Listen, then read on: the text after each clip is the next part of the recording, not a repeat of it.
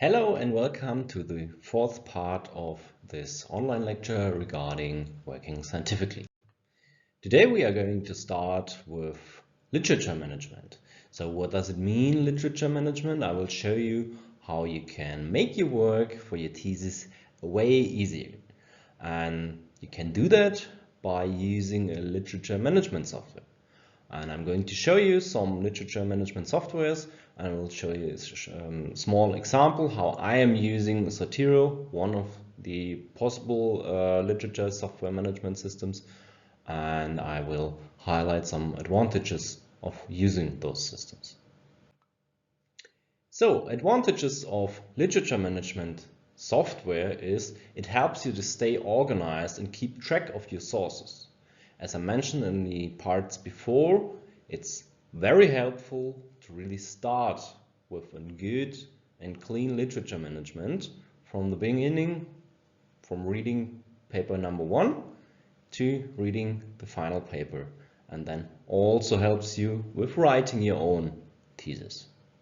It saves time by automatically formatting citations and bibliographies in the desired style, and helps you not to lose the oversight when you use it from start on. So that's also why it's important to use it from start on, because when you're starting with it in the middle of your thesis or middle of the work, it's still good, but it could be a little bit hard to remember all the papers you were reading.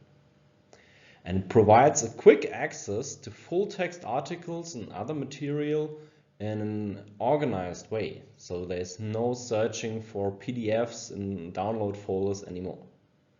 And it enables you to efficiently search and filter a large number of sources.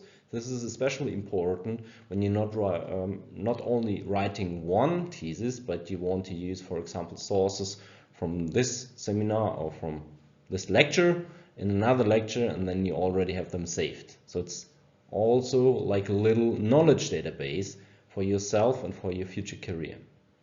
And it facilitates note-taking and annotations of sources because you have them in a centralized way and often also within the document itself.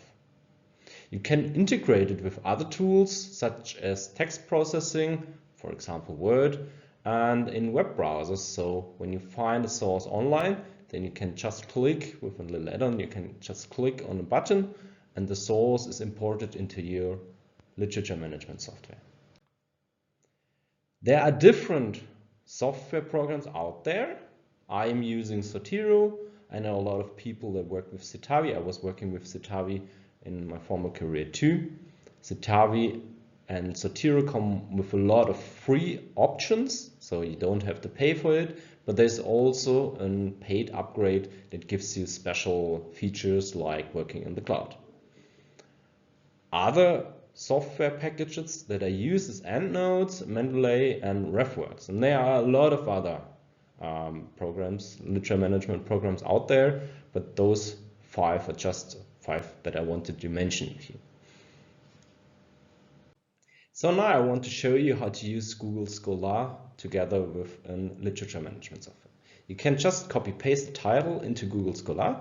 Here you find then the hyperlink to the paper. When you click it, then the paper opens on the side of the journal.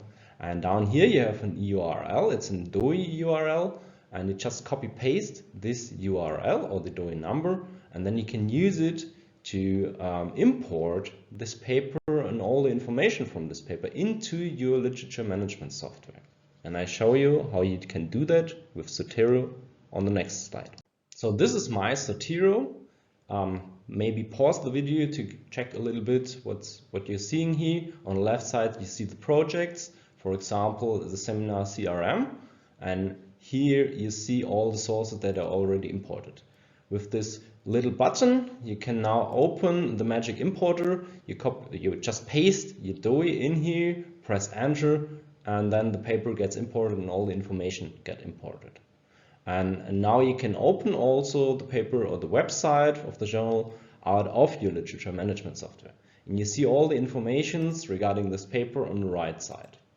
And now you can also right click on it and export all the informations in a specific style. For example, here, the style of the Journal of Industrial Ecology.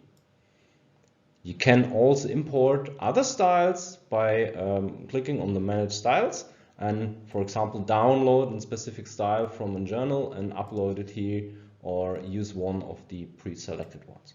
And now if you again click on Export, you can decide if you want to just export in citation or bibliography, and then just copy paste it and insert it wherever you want. For example, in PowerPoint presentations, that's an easy way to have a clean and nice citation style and be transparent with the sources in a clean and good way. But it's even getting better because you can integrate Zotero and Word. For example, now we have here one source. I'm opening a Word document and now I have the source also written down here.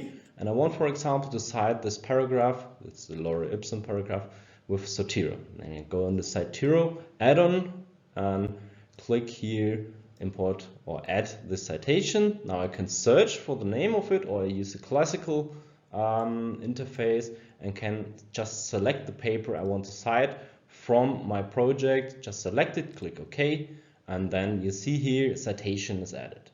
And if you now want to have a clean bibliography, you can also do that. Click where you want to insert it, open again the Zotero add-on, and then just add the bibliography, and will automatically import it based on what you selected, what journal style it should be. Now you also see this is not just written text, but it's dynamic. So for example, if we add another citation, it automatically updates the bibliography. For example, now with this other paper, I'm going to insert it here, and you see the bibliography gets updated instantly. If that's not the case, you can also again open the add-on and click on refresh, and then your Zotero is refreshing, and all the changes you made in Zotero are instantly transferred to Word. And that way it's very easy to have a clean and good bibliography that is in respect of all standards and all the guidelines we give you, or other chairs give you.